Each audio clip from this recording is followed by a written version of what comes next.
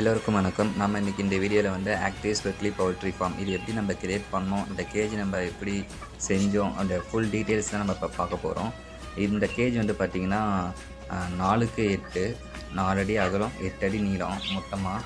இதுக்கு நம்ம என்னென்ன திங்ஸ்லாம் பர்ச்சேஸ் பண்ணியிருக்கோன்ட்டு நம்ம டீட்டெயில்ஸாக பார்ப்போம். கீழே வந்து கலாய் பைப் போட்டிருக்கேன், ஒரு 6 ஸ்டாண்ட் மாதிரி கொடுத்துருக்கேன், அரேஞ்சு வெல்டு மிக்ஸ் கொடுத்துருக்கேன், பாம்பு எதுவும் போகாமல் இருக்கிறதுக்காக. வேறு எந்த ஒரு விலங்குகளும் கோழி டிஸ்டர்ப் பண்ணாமல் இருக்கிறதுக்காக அரேஞ்சு கொடுத்துருக்கேன். மேலே வந்து பார்த்திங்கன்னா ஒரு 2.5 அடி பக்கமாக ஹைட் ஏற்றி தகரம் வச்சுருக்கேன். எனக்கு தகரத்தோட வெயில் அனல் வந்து பார்த்திங்கன்னா கோழி அஃபெக்ட் பண்ணக்கூடாதுன்றதுக்காக கேஜிலேருந்து கொஞ்சம் ஹைட் தூக்கி நான் தகரத்தை ஃபிக்ஸ் பண்ணியிருக்கேன். இல்லை இந்த பட்டை 1.25 பட்டெலாம் கொடுத்து டோர்லாம் ஓப்பன் லாக் பண்ணுற மாதிரி செட் பண்ணியிருக்கேன். ஒரு கேஜிக்கு வந்து பார்த்திங்கன்னா 10 கோழி இருக்குது. நான் 3ஆக இதை வந்து பிரிச்சுட்டேன், ஸ்பிட் பண்ணிட்டேன். 8க்கு 4 நான் 3ஆக ஸ்பிட் பண்ணி நான் வச்சுருக்கேன்.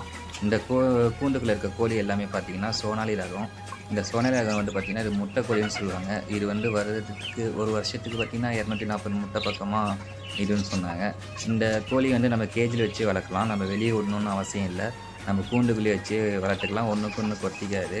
நான் தீவனம் தண்ணி எப்பயுமே கேஜிக்குள்ளே தான் இருக்கும், காலியாக ஃபில் பண்ணிடுவேன். கேஜி சுற்றி பார்த்திங்கன்னா நான் க்ரீன் கிளாத் போட்டிருக்கேன்.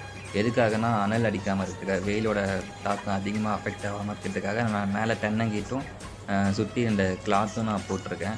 கீழே வந்து பார்த்திங்கன்னா ஒரு 4 அடி நான் ஹைட் ஏற்றிருக்கேன், ஏதோ பாம்பு ஏறிடக்கூடாதுன்றதுக்காக. அதுக்கு கீழே மஞ்சு போட்டிருக்கேன். மஞ்சு வந்து 1 மாதம் ஆச்சு நான் போட்டு, இன்னமும் ஸ்மெல் அவ்வளோவா வரல. நான் பெரட்டி விட்டு யூஸ் பண்ணிகிட்ருக்கேன். இந்த வீடியோ ஹெல்ப்ஃபுல்லாக இருந்துச்சுன்னா லைக் பண்ணுங்கள். தேங்க்யூ.